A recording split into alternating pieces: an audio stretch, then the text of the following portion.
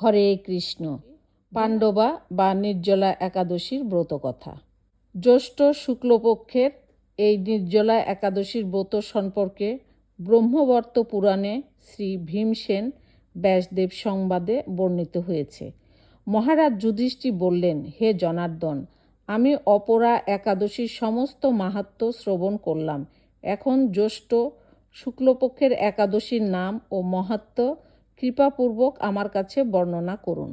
শ্রীকৃষ্ণ বললেন, এই একাদশীর কথা মহর্ষি ব্যাসদেব বর্ণনা করবেন, কেননা তিনি সর্বশাস্ত্রের অর্থ ও তত্ত্ব পূর্ণরূপে জানেন। রাজা যুধিষ্ঠির ব্যাসদেবকে বললেন, হে মহর্ষি দৈবপায়ন, আমি মানুষের লৌকিক ধর্ম এবং জ্ঞানকাণ্ডের বিষয়ে অনেক শ্রবণ করেছি। আপনি যথাযথভাবে ভক্তি বিষয়নী কিছু ধর্মকথা এখন আমায় বর্ণনা করুন। শ্রী ব্যাসদেব বললেন, হে মহারাজ, তুমি যেসব ধর্মকথা শুনেছ, এই কলিযুগের মানুষের পক্ষে সে সমস্ত পালন করা অত্যন্ত কঠিন, যা সুখে সামান্য খরচে অল্প কষ্টে সম্পাদন করা যায়, অথচ মহাফল প্রদান করে এবং সমস্ত শাস্ত্রের সারস্বরূপ। সেই ধর্মই কলিযুগের মানুষের পক্ষে করা শ্রেয়। সেই ধর্মকথায় এখন তোমার কাছে বলছি। উভয় পক্ষের একাদশীর দিনে ভোজন না করে উপবাস ব্রত করবে। দ্বাদশীর দিনে স্নান করে শুচি শুদ্ধ হয়ে নিত্যকৃত সমাপনের পর শ্রীকৃষ্ণের অর্চন করবে। এরপর ব্রাহ্মণদেরকে প্রসাদ ভোজন করাবে। অশৌচ থাকলেও এই ব্রত কখনো ত্যাগ করবে না। যে সকল ব্যক্তি স্বর্গে যেতে চায় তাদের সারা জীবন এই ব্রত পালন করা উচিত। পাপকর্মে রত ও ধর্মহীন ব্যক্তিরাও যদি এই একাদশীর দিনে ভোজন না করে তবে তারা যম যাতনা থেকে রক্ষা পায়। শ্রী ব্যাসদেবের এসব কথা শুনে গদাধর ভীমসেন অশ্বত্থ পাতার মতো কাঁপতে কাঁপতে বলতে লাগলেন, হে মহাবুদ্ধি পিতামহ, মাতা কুন্তী, দ্রৌপদী, ভ্রাতা যুধিষ্ঠির, অর্জুন, নকুল ও সহদেব, এরা কেউই একাদশীর দিনে ভোজন করে না। আমাকেও অন্ন গ্রহণ করতে নিষেধ করে, কিন্তু দুঃসহ ক্ষুধা যন্ত্রণার জন্য আমি উপবাস করতে পারি না। ভীমসেনের এরকম কথায় ব্যাসদেব বলতে লাগলেন, যদি স্বর্গাদি দিব্যধাম লাভে তোমার একান্ত ইচ্ছে থাকে তবে উভয় পক্ষের একাদশীতে ভোজন করবে না। তদুত্তরে ভীমসেন বললেন, আমার নিবেদন এই যে উপবাস তো দূরের কথা, দিনে একবার ভোজন করে থাকাও আমার পক্ষে অসম্ভব, কারণ আমার উদরে বৃক নামে অগ্নি রয়েছে। ভোজন না করলে কিছুতেই সে শান্ত হয় না। তাই প্রতিটি একাদশী পালনে আমি একেবারে অপারগ। হে মহর্ষি, বছরে একটি মাত্র একাদশী পালন করে যাতে আমি দিব্যধাম লাভ করতে পারি, এরকম কোনো একাদশীর কথা আমাকে নিশ্চয় করে বলুন।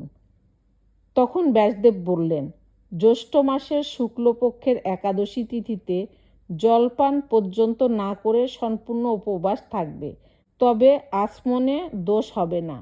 ওই দিন অন্নাদি গ্রহণ করলে ব্রত ভঙ্গ হয়।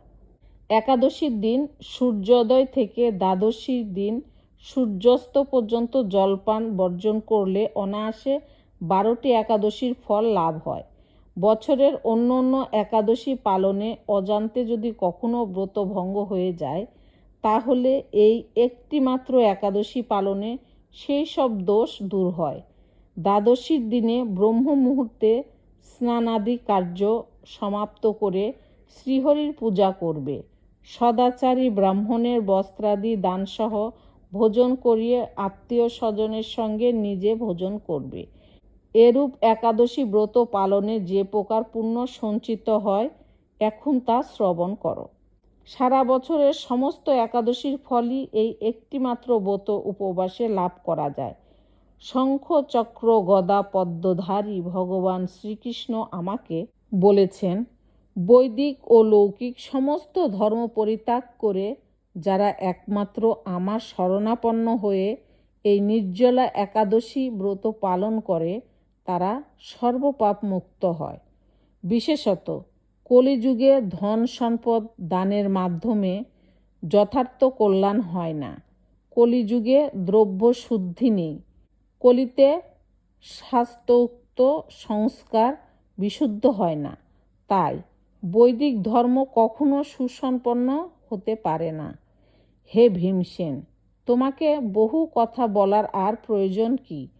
তুমি উভয় পক্ষের একাদশীতে ভোজন করবে না। যদি তাতে অসমর্থ হও তবে জ্যৈষ্ঠ মাসের শুক্লপক্ষের একাদশীতে অবশ্যই নির্জলা উপবাস করবে। এই একাদশী ব্রত ধন ধান্য ও পূর্ণদায়িনী। যমদূতগণও এই ব্রত পালনকারীকে মৃত্যুর পরও স্পর্শ করতে পারে না। পক্ষান্তরে বিষ্ণুদূতগণ তাকে বিষ্ণুলোকে নিয়ে যায়। শ্রী ভীমসেন ওই দিন থেকে নির্জলা একাদশী পালন করতে থাকায় এই একাদশী পাণ্ডবা নির্জলা বা ভীমসেনী একাদশী নামে প্রসিদ্ধ হয়েছে। এই নির্জলা একাদশীতে পবিত্র তীর্থে স্নান, দান, জপ, কীর্তন ইত্যাদি যা কিছু মানুষ করে তা অক্ষয় হয়ে যায়। যে ব্যক্তি ভক্তি সহকারে এই একাদশী ব্রত মাহাত্ম্য পাঠ বা শ্রবণ করেন তিনি বৈকুণ্ঠধাম প্রাপ্ত হন। পাণ্ডবা একাদশী ব্রতকথা সম্পূর্ণ। হরে কৃষ্ণ। গোপাল সবার মঙ্গল করুন।